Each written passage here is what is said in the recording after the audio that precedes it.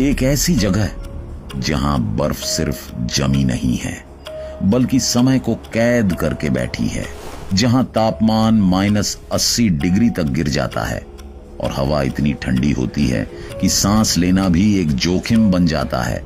लेकिन असली खतरा ठंड नहीं है, असली खतरा है पिघलना। अंटार्कटिका के पश्चिमी किनारे पर खड़ा है एक विशाल बर्फीला किला, थ्वाइट्स ग्लेशियर। वैज्ञानिक इसे कहते हैं डूम्सडे ग्लेशियर, कयामत का ग्लेशियर। और इस कहानी में एक साल बार बार सामने आता है, 2048। क्या सचमुच दुनिया का अंत अंटार्कटिका से शुरू हो सकता है? आज हम उतरेंगे धरती के सबसे ठंडे और शायद सबसे खतरनाक महाद्वीप में।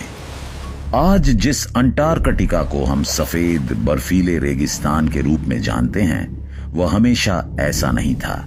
करोड़ों वर्ष पहले यह धरती का एक हरा भरा हिस्सा था।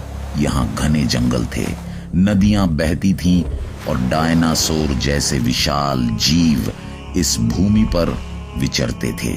उस समय पृथ्वी के सभी महाद्वीप एक साथ जुड़े हुए थे, पैंजिया नामक सुपर कॉन्टिनेंट के रूप में। जब पैंजिया टूटा तो उसका दक्षिणी हिस्सा गोंडवाना बना। अंटार्कटिका उसी गोंडवाना का हृदय था। भारत, अफ्रीका, ऑस्ट्रेलिया और दक्षिण अमेरिका कभी इसके पड़ोसी थे, लेकिन लाखों वर्षों में टेक्टोनिक प्लेट्स खिसकती रहीं, महाद्वीप अलग होते गए। भारत उत्तर की ओर बढ़कर एशिया से टकराया और हिमालय बना। ऑस्ट्रेलिया पूर्व की ओर चला गया और अंटार्कटिका धीरे धीरे दक्षिण ध्रुव की ओर खिसक गया। यहीं से उसकी किस्मत बदल गई। जब यह महाद्वीप पूरी तरह अलग हो गया तो इसके चारों ओर एक शक्तिशाली समुद्री धारा बनने लगी, अंटार्कटिक सर्कमपोलर करंट। यह धारा गर्म पानी को अंदर आने से रोकती है। परिणाम स्वरूप अंटार्कटिका एक प्राकृतिक ठंडे कारागार में बदल गया।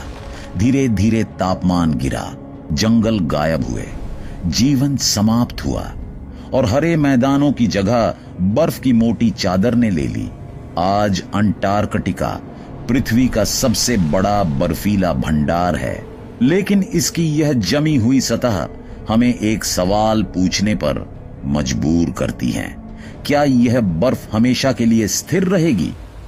रेगिस्तान का नाम सुनते ही हमारे मन में तपती रेत और जलता हुआ सूरज उभरता है, लेकिन विज्ञान की भाषा में रेगिस्तान का अर्थ कुछ और है। वह स्थान जहां वर्षा अत्यंत कम होती है। और इस परिभाषा के अनुसार अंटार्कटिका दुनिया का सबसे बड़ा रेगिस्तान है। यहां कुछ क्षेत्रों में लाखों वर्षों से बारिश की एक बूंद तक नहीं गिरी।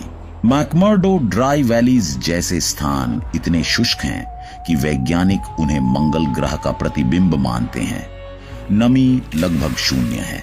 यदि आप यहां पानी गिराएं तो वह बहता नहीं, हवा में भाप बनकर गायब हो जाता है। लेकिन सूखापन ही यहां का एकमात्र खतरा नहीं है।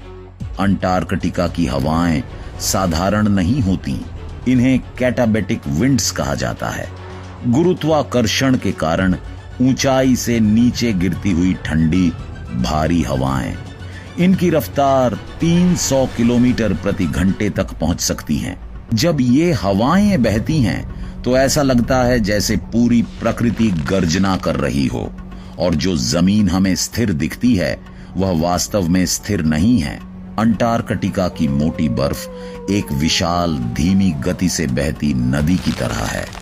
करोड़ों टन वजनी ग्लेशियर धीरे धीरे समुद्र की ओर सरकते रहते हैं।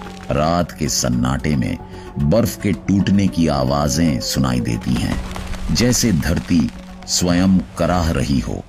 यह सफेद रेगिस्तान शांत दिखाई देता है, लेकिन इसके भीतर निरंतर हलचल जारी है।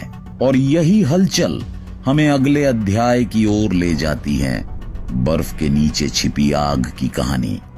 अंटार्कटिका को हम अक्सर ठंड, बर्फ और सन्नाटे का प्रतीक मानते हैं, लेकिन इस जमी हुई सतह के नीचे एक ऐसी सच्चाई छिपी है जो चौंका देती है। वैज्ञानिकों के अनुसार पश्चिमी अंटार्कटिका के नीचे 90 से अधिक संभावित ज्वालामुखी मौजूद हो सकते हैं। कल्पना कीजिए, ऊपर -60 डिग्री सेल्सियस की ठंड और ठीक नीचे खौलता हुआ मैग्मा। यह विरोधाभास ही अंटार्कटिका को अनोखा बनाता है। जब ज्वालामुखीय गतिविधि या भूतापीय गर्मी बर्फ की निचली परत को छूती है तो वह आधार से पिघलने लगती है। इस प्रक्रिया को बेसल मेल्टिंग कहा जाता है। बाहर से ग्लेशियर ठोस और मजबूत दिख सकता है, लेकिन नीचे से उसकी नींव कमजोर हो रही होती है। यह पिघलन धीरे धीरे ग्लेशियर को समुद्र की ओर फिसलने पर मजबूर करती है, जैसे किसी विशाल बर्फीले महल की जड़ें खिसक रही हों। और जब यह खिसकना तेज हो जाता है तो बर्फ के बड़े बड़े हिस्से टूटकर समुद्र में गिरते हैं। यही प्रक्रिया आज पश्चिमी अंटार्कटिका के सबसे चर्चित ग्लेशियर थ्वाइट्स में देखी जा रही है। वैज्ञानिकों ने पाया है कि गर्म समुद्री पानी नीचे से उसकी जड़ों को काट रहा है। अंटार्कटिका केवल ऊपर से शांत है, उसके भीतर आग और बर्फ के बीच एक अदृश्य संघर्ष चल रहा है। और यह संघर्ष हमें ले जाता है उस अध्याय की ओर जहां हम मिलेंगे पृथ्वी के सबसे खतरनाक बर्फीले प्रहरी से, डूम्सडे ग्लेशियर। पश्चिमी अंटार्कटिका के किनारे पर खड़ा है एक विशाल बर्फीला प्रहरी थ्वाइट्स ग्लेशियर। आकार में यह लगभग गुजरात राज्य जितना बड़ा है, लेकिन इसका महत्व उसके आकार से कहीं अधिक है। वैज्ञानिक इसे डूम्सडे ग्लेशियर कहते हैं क्योंकि यह केवल एक ग्लेशियर नहीं बल्कि एक प्राकृतिक बांध है। यह पश्चिमी अंटार्कटिक आइस शीट की अरबों टन बर्फ को रोक कर खड़ा है। इसे ऐसे समझिए जैसे शैंपेन की बोतल का कॉर्क। जब तक कॉर्क मजबूती से लगा है, अंदर का दबाव नियंत्रित है, लेकिन अगर वह ढीला पड़ जाए तो विस्फोट तय है। हाल के अध्ययनों में पाया गया है कि गर्म समुद्री धाराएं नीचे से इस ग्लेशियर की जड़ों को काट रही हैं। दरारें बढ़ रही हैं, बर्फ पतली हो रही है। यदि थ्वाइट्स पूरी तरह ढह गया तो अकेले उससे समुद्र स्तर लगभग 60 सेंटीमीटर तक बढ़ सकता है। और यदि इसके पीछे की पूरी आइस शीट अस्थिर हो गई तो यह वृद्धि 3 मीटर तक पहुंच सकती है। तटीय शहर, बंदरगाह, द्वीप राष्ट्र, सबकी नियति इस बर्फीले प्रहरी से जुड़ी है। डूम्सडे ग्लेशियर अभी खड़ा है, लेकिन सवाल यह है कब तक। डूम्सडे ग्लेशियर की कहानी केवल अनुमान नहीं है। यह उपग्रहों, पनडुब्बी रोबोट्स और बर्फ के नीचे भेजे गए सेंसरों से जुटाए गए ठोस वैज्ञानिक प्रमाणों पर आधारित हैं।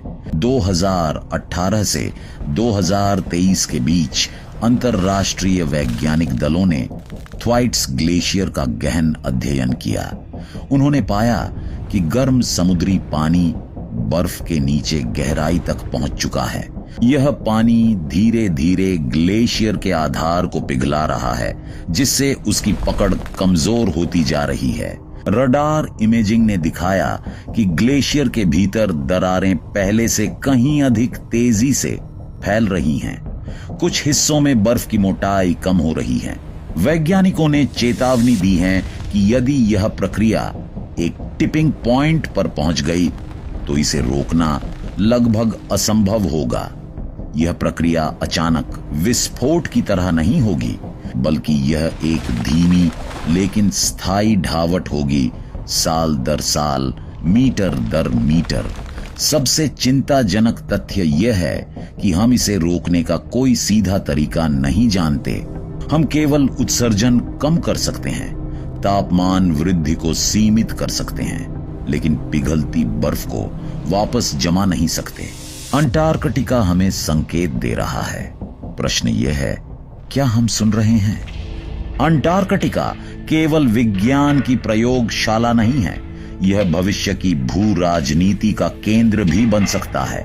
1959 में शीत युद्ध के दौर में 12 देशों ने एक ऐतिहासिक समझौते पर हस्ताक्षर किए, अंटार्कटिक संधि। इस संधि के तहत तय हुआ कि यह महाद्वीप केवल शांति और वैज्ञानिक अनुसंधान के लिए होगा।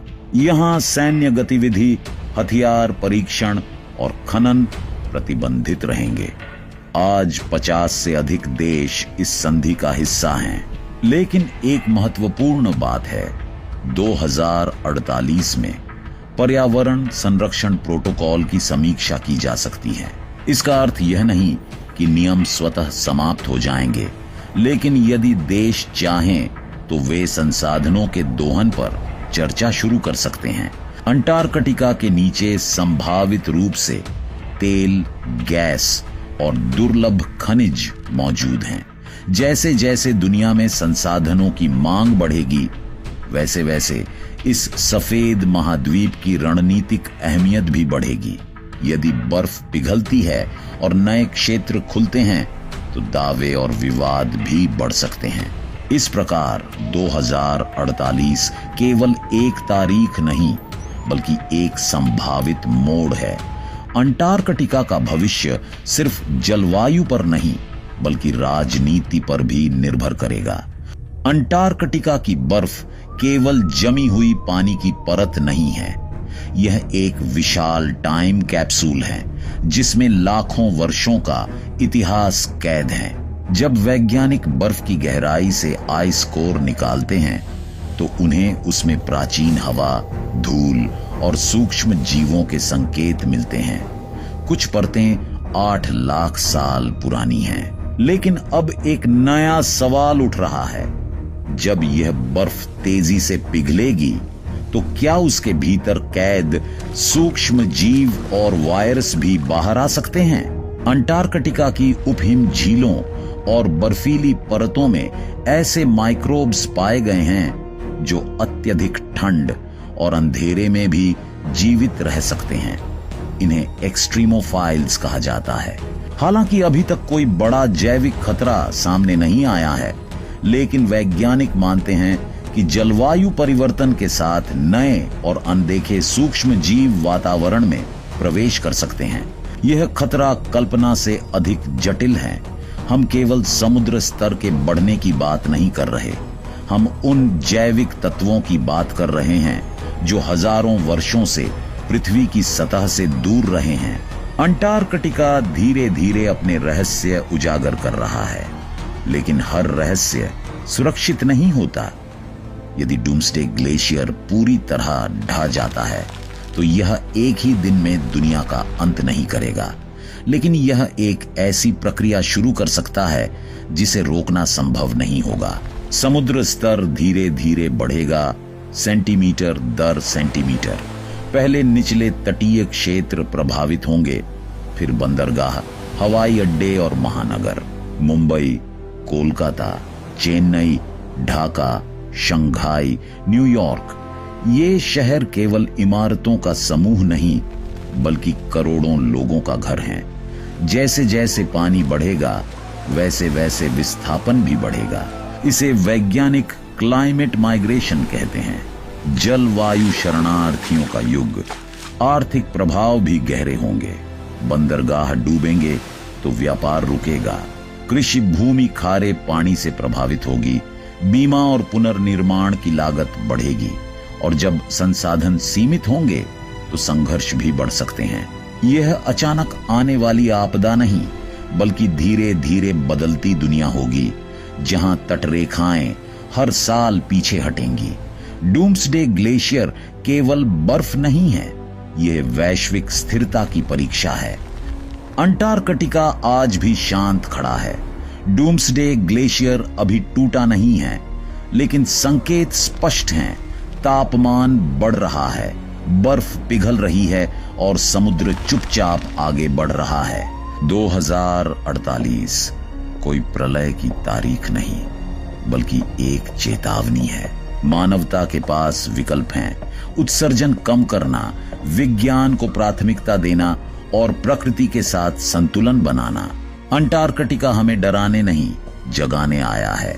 सवाल यह है, क्या हम समय रहते जागेंगे अगर यह कहानी आपको सोचने पर मजबूर करती है तो इसे यहीं मत रोकिए। इस वीडियो को लाइक कीजिए, दोस्तों के साथ शेयर कीजिए और हमारे चैनल को सब्सक्राइब कीजिए। मिलते हैं अगले वीडियो में। धन्यवाद।